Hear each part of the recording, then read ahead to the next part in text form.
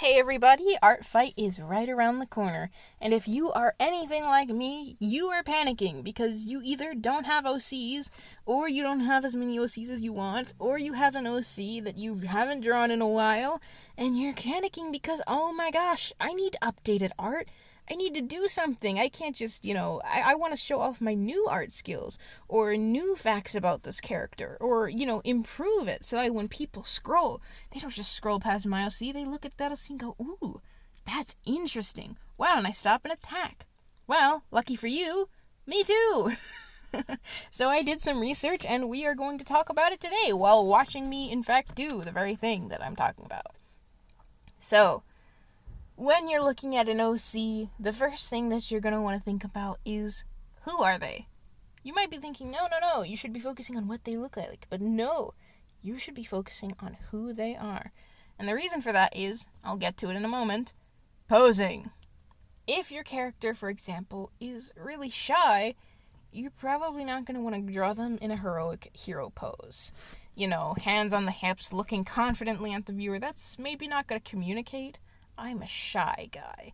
That's going to communicate confidence. That's going to communicate I know what I'm doing, and I want everyone else to know that. Whereas if you are a confident guy, you maybe don't want to draw him hunched over, because what is that telling you? That's telling you that he's shy, that he's, quiet, versus saying that I am confident and know who I am.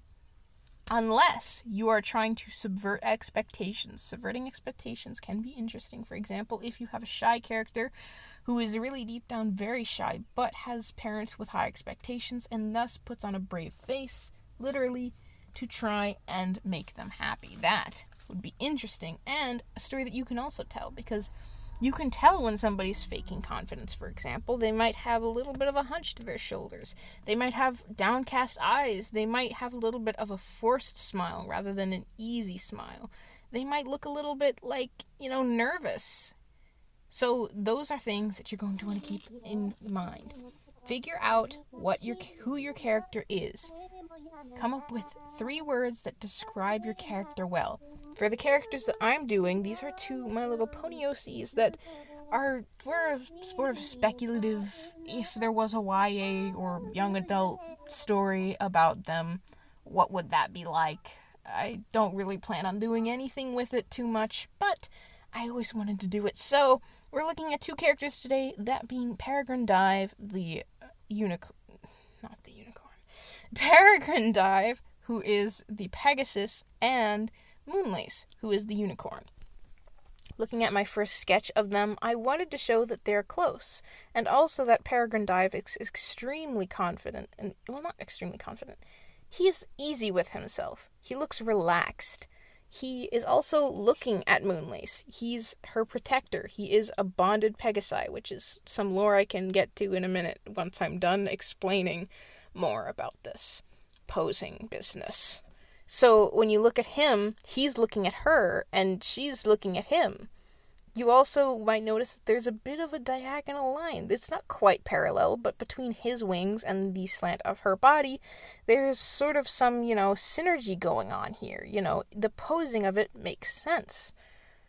You're looking at her face, and her eyes guide you to him. And if you look and follow his wings, it guides you out of the picture. But if you're looking more along his body and tail, that's going to guide you right back into Moonlace.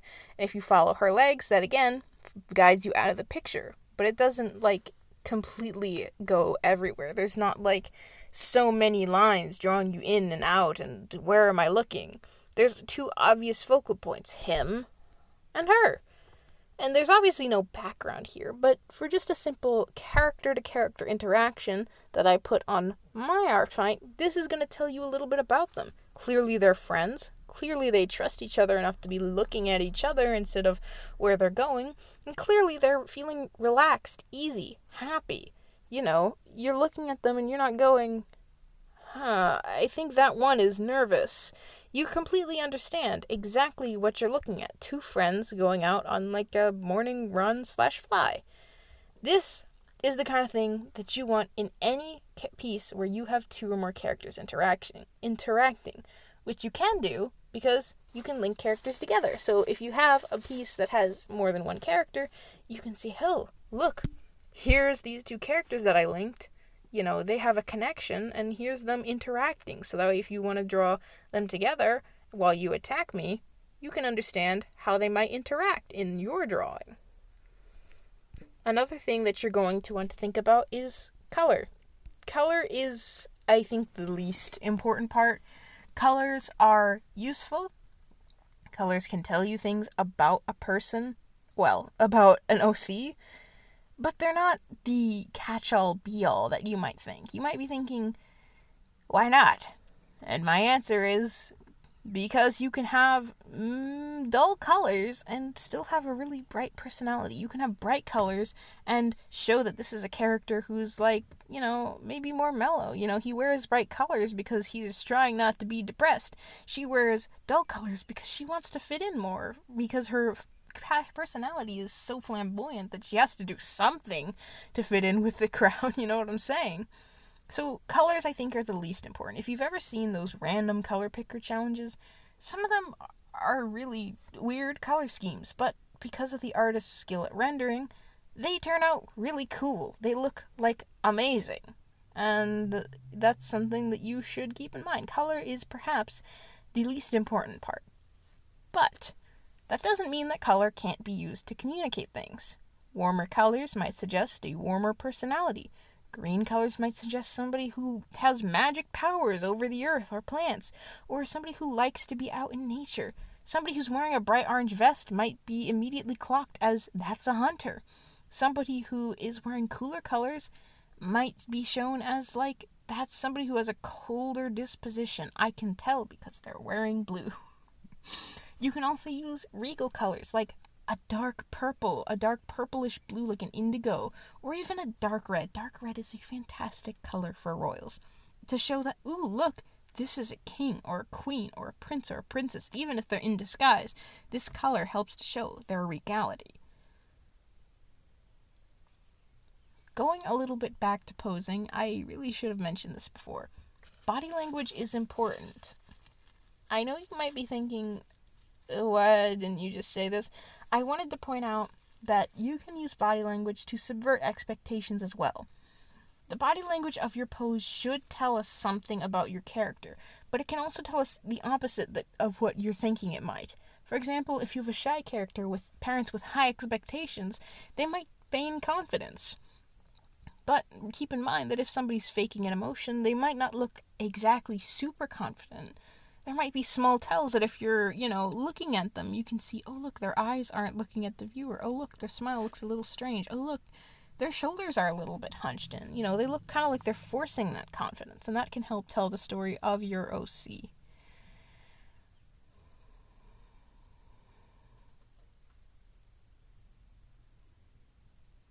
When it comes to posing, there is another thing that should be noted. Do not zoom in. I know it's the thing that that many artists want to do, myself included, and that is draw the circle for the head, draw the chin and the guideline for the center of the face and the eyes, and then zoom in and draw the neck, and zoom out a little and draw the shoulders, and zoom in to draw the torsos, and zoom out a little and draw the legs. No, that is actually the incorrect way to draw poses. And the reason I say it's incorrect is not because the other way is wrong, but because you're going to get what is affectionately called tunnel vision. When you zoom in on a piece and you're focusing on details, you're not looking at how the rest of the piece works. If you're going to zoom in and pose, I highly suggest that you have a window, which you can do in IBIS Paint, so you can see the entirety of your canvas while you're zooming in. But even with that, I personally would stay zoomed out. Sketch with a thick brush. A thick brush is more forgiving. Not only that, but it forces you to focus on blocking out shapes. You're not going to focus on that gorgeous looking wrinkle of the clothing. No, you're going to focus on which direction do you want the viewer to be looking at. Where are the arms? Where are the legs? Which way is the face looking? And I would personally focus on the body first. You don't have to. I know some people get whatever of oh, well, I don't want to draw anyone naked. And I completely understand that. But you don't have to be drawing somebody's a rated R birthday suit just to draw the body. You can quite literally give somebody Ken doll, Barbie, something like that, where it's like, there's quote unquote nothing explicit about it, but like you're not drawing the clothes, which will muddy up how the pose looks. Focusing on the arms and legs means that you'll help yourself. Specifically, your arms and legs are going to be the same size. You're not going to have put the dress on top and then drawn the legs and realize, why is one knee so much higher than the others? The other, unless you have a multi-legged character. Yes. Why? You're not going to be thinking that one of your limbs really needs to be sized down, but in a way that's so awkward, you have to erase it and draw it all over again. No, because you already can see when things don't look right. And another thing that I will suggest, either on paper or on a piece of digital canvas, use your fingers to pretty much measure how long an arm or leg is. Like, especially like shoulder to elbow, elbow to wrist, hip to knee, knee to like ankle. Like, there is no reason, if you're not doing extreme perspective, there's no reason to not do that.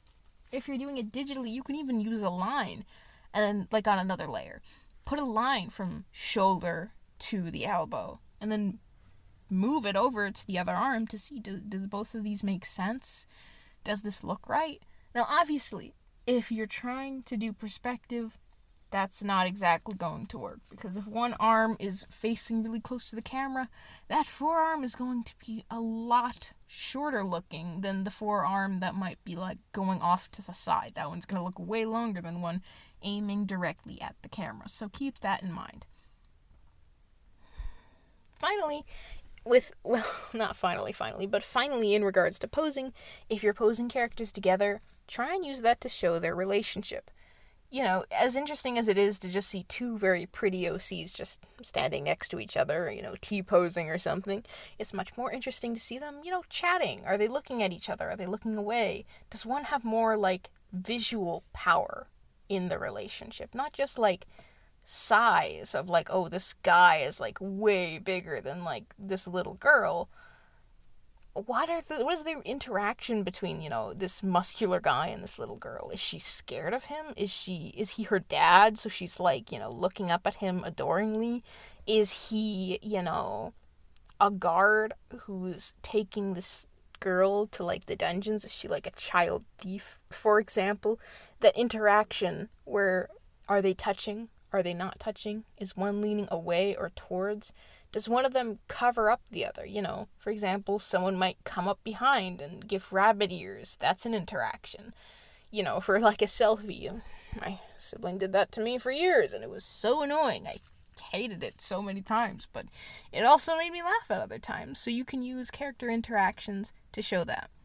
Another thing is that with ArtFight, you can make a connection between two characters, and I will give you a brief show on how to do that. You're going to edit your character, literally go to connections, and then there's going to be a little spot that says, what is the character's ID? And you're going to go to the character who you want to connect to your other OC, click on their name, there's going to be a little pop-up at the top, and it's going to say your character ID has been selected.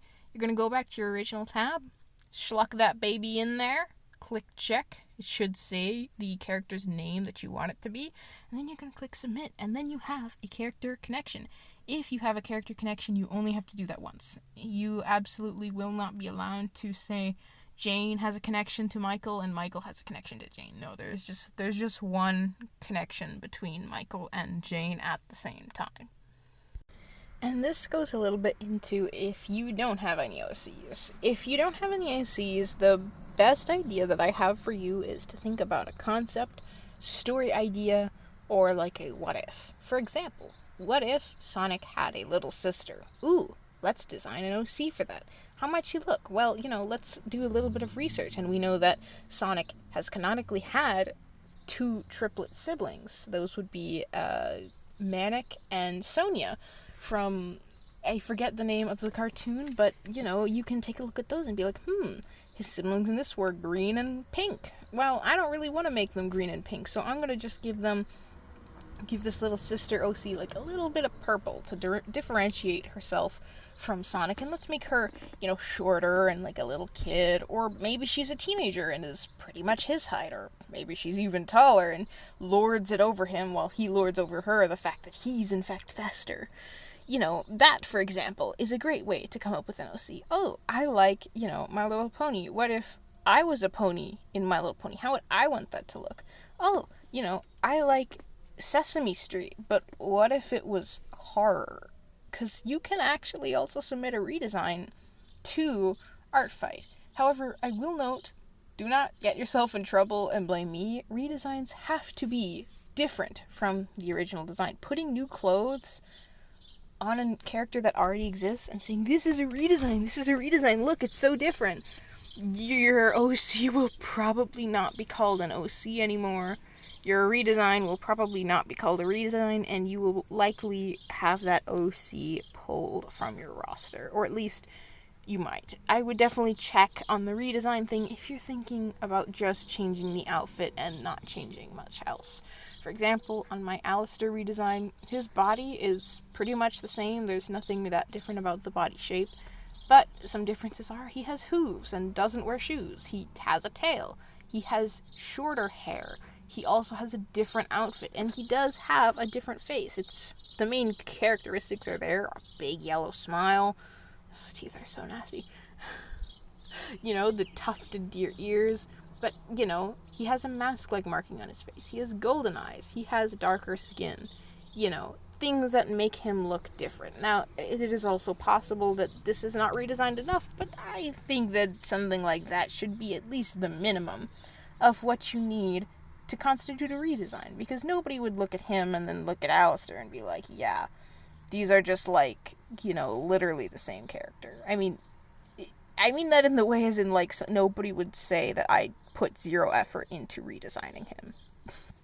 If you want a really good example of you're definitely not going to have any issues with this, look at the Nifty redesign. Although the silhouette is the same, there are a lot of differences between her canon design and my redesign, and I really don't think that there would be any way that if you did a redesign like that, you would have any issue.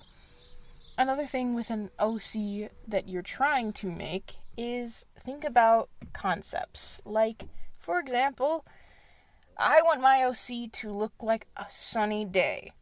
Well, things that are clear with sunny days is like the color blue, the color yellow, maybe some green for grass, maybe some white for clouds. Kind of depends on whether you're thinking about a sunny day under a tree or a sunny day specifically looking at the sky. That's another way that you can make an OC, because it's just like a concept that you're turning into a character. If you've ever seen Lavender Town's videos of let's turn these plagues into characters, that's a great example of taking a concept and turning it into a verifiably epic OC. Another thing that you can do is revamping old OCs. For example, that's kind of what I'm doing here. Sure, Peregrine Dive, I have never drawn him before, and this is my first time drawing him, and I literally made him look like a peregrine falcon, which was not my original idea for him. It was just going to make him brownish, sort of, and cream. I ended up really liking it, but anyway, back to what I was saying. Revamping an old design. I didn't really change all that much about Moonlace. However, I did change a few things. I gave her a scar that I forgot to give her in another drawing of her, and I also changed a little bit of her coloring, specifically made her a little bit more gray, made her hooves and legs much paler, gave her horn a gradient, a couple of small things that just really serve to make her look a little bit cooler and with how I want her to look, and drew her in a bit of a new style and makes her look, to my opinion, even cooler than she already did. Another thing to note is that if you're drawing an OC and you're really having trouble, one thing you could do as an exercise is to draw up a template. Well, you could draw it yourself, or you could just go to the internet and look it up. For example, if you're looking to make a Sonic OC, and you're like, gosh, I just don't know how to draw the Sonic body proportions, literally just look up Sonic body template, and then draw your OC on top of that. Now you've not only had the practice of drawing your OC, you've had the practice of drawing in the Sonic style, and so when you go to draw another time of your OC, you're going to have an easier time of it, especially if you're using your new drawing as a reference. I will note, be careful of using templates without credit. Make sure that if you use a template and you post it, especially on ArtFight, but really anywhere, try and give credit. And if you cannot find the original artist, you should at least say something like, I don't know who the artist is, but if you know who it is, you can let me know. And I found this template on Google or on Pinterest or on, Microsoft Edge or wherever people go looking for templates and such like that.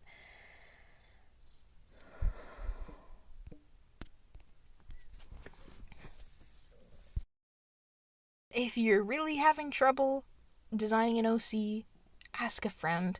For example, I might add it to this video or I might not. It really depends if I can get her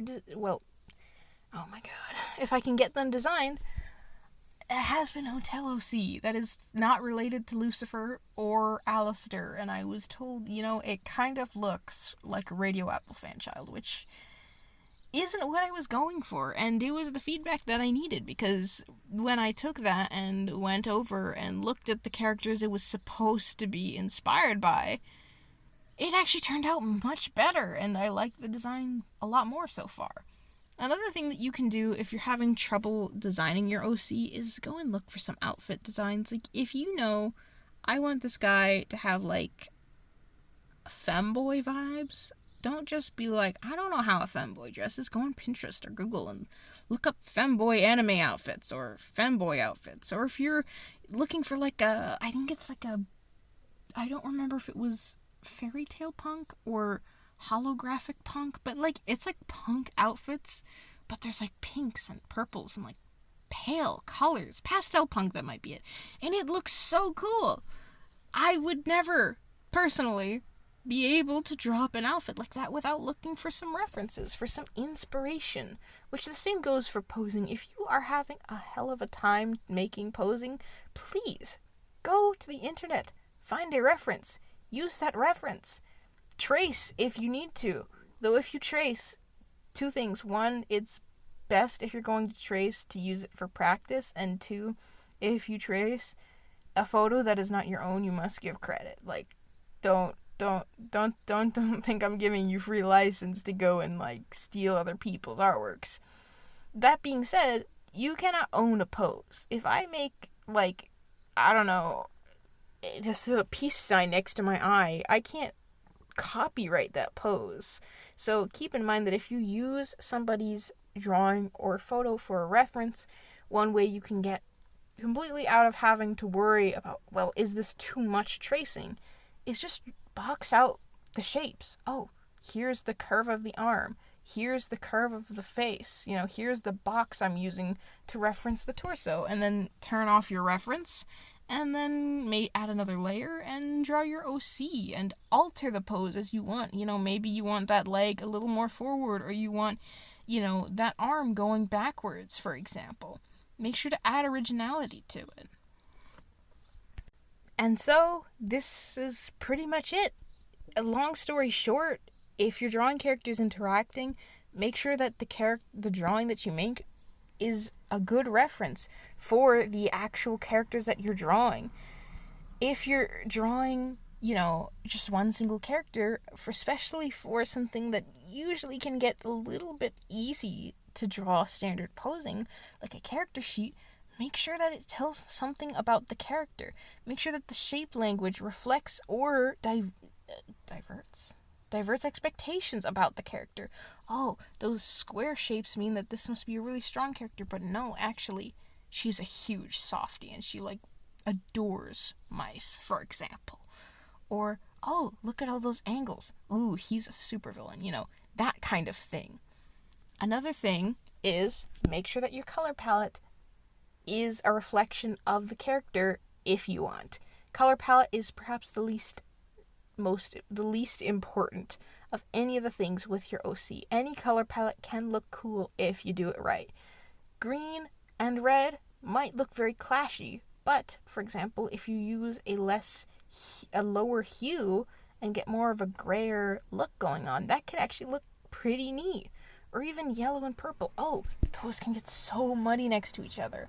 But you can do it correctly. For example, if you tone down the purple or tone down the yellow, or use more of a bluish purple and like a stronger yellow, that can look fantastic. For example, I think it's Toxicity is a Pokemon that uses that color palette extremely well. It's yellow and purple, sure, but it doesn't look gross or weird or anything like that. And another thing, if you're looking to make an OC, think about concepts like a stormy day or like an emotion that you want your character to embody to start off with. Search for inspiration from places like Pinterest. You can start in a fandom that you're already in. If you love the Owl House, you don't have to create a totally unique OC that comes from absolutely no existing stories. Your OC can just be like, what if, Luz had a sister? What if there was another member to the heroic crew of the Owl House? Who would that be? What might he or she be like? You can simply do things like that. You can even do a what if. Oh, what if Anakin Skywalker was actually like a dad to Luke and Leia? What would he look like? And do a redesign rather than, making a completely different OC at all. That being said, do note that if you use a template for your OCs, specifically for your characters, note that you're not allowed to use those, I don't think, during the actual event. And also, that you're not allowed to make attacks before June 1st. Before July 1st. So, I hope that this helped. This video is so dang long, I have got to learn to be concise, but I really, really hoped that it helped. Have a fantastic weekend. I am so hot recording in this car, but it is too windy and loud outside, and I just don't want to do it in the house, so, I'm gonna go and hydrate.